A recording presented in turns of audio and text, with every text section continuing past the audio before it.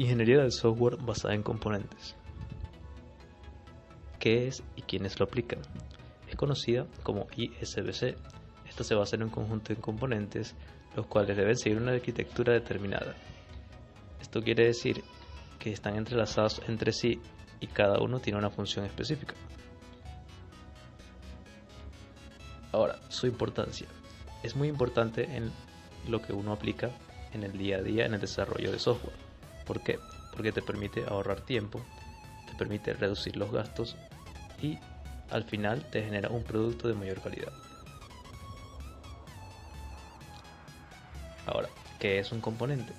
Un componente es simplemente una parte independiente y reemplazable de un sistema, el cual debe cumplir una función determinada dentro de este mismo. Dentro de estos componentes debe existir una comunicación entre ellos y entre el usuario.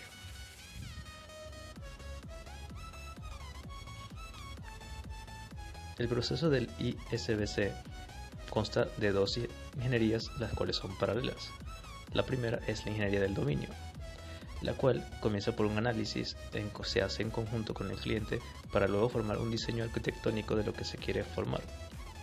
Para esto necesitamos pasar por el modelo del dominio y por último determinar qué desarrollo de componentes vamos a usar. Estos en su caso son reutilizables, para luego pasarlos a un depósito de componentes que son los que usaremos al final.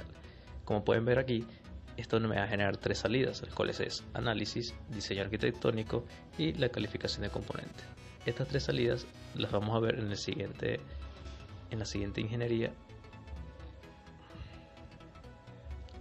Pero antes de esto debemos saber cómo elegir un componente. Los componentes se forman de tres maneras. Pueden ser comprables, comprándoselos a un tercero, pueden ser creados dentro de la misma empresa o del mismo proyecto, o reutilizar alguno que ya hayamos creado con anterioridad. De manera de tener una biblioteca de componentes es necesario saber cuáles son las preguntas que nos debemos hacer para tener estos componentes en nuestra biblioteca. Aquí vemos algunas. ¿Se requerirá en el futuro? ¿Cuán común es su función? Su función es duplicada, depende del hardware, es adaptable con cambios menores o se puede descomponer para crear otros componentes.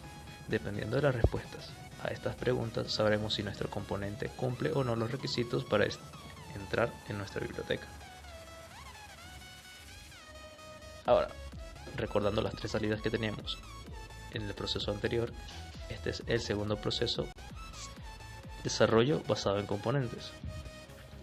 Ahora vemos que tenemos análisis, diseño arquitectónico y calificación de componentes, las cuales fueron nuestras salidas anteriores. Para esto necesitamos saber lo siguiente. En calificación de componentes es simplemente el que garantiza que el componente encaje en la arquitectura, comprobando si realiza funciones requeridas. Luego pasamos a lo que es una adaptación de componentes. Este simplemente se encarga de eliminar o enmascarar aquellos conflictos o errores que el componente pueda tener haciendo modificaciones en su código. Por último tenemos la composición de componentes, el cual simplemente los ensambla y los agrega a la arquitectura, la cual ya establecimos en pasos anteriores. Para hacer una composición adecuada se siguen 4 pasos, los cuales son que el componente debe tener intercambio de datos, quiere decir intercomunicación entre otros componentes y con el usuario.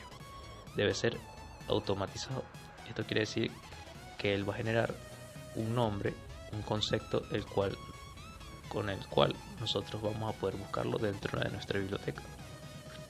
Debe poseer un almacenamiento estructurado, esto quiere decir que todo va a estar almacenado en un mismo sitio al cual todos los componentes puedan acceder sin que haya un desorden.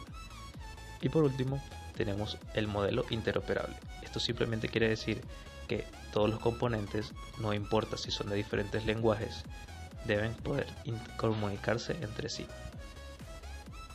Ahora, luego de todo esto, teniendo nuestros componentes, nuestro diseño arquitectónico y un análisis, pasamos a lo que sería hacer las pruebas de dichos componentes en la aplicación del software.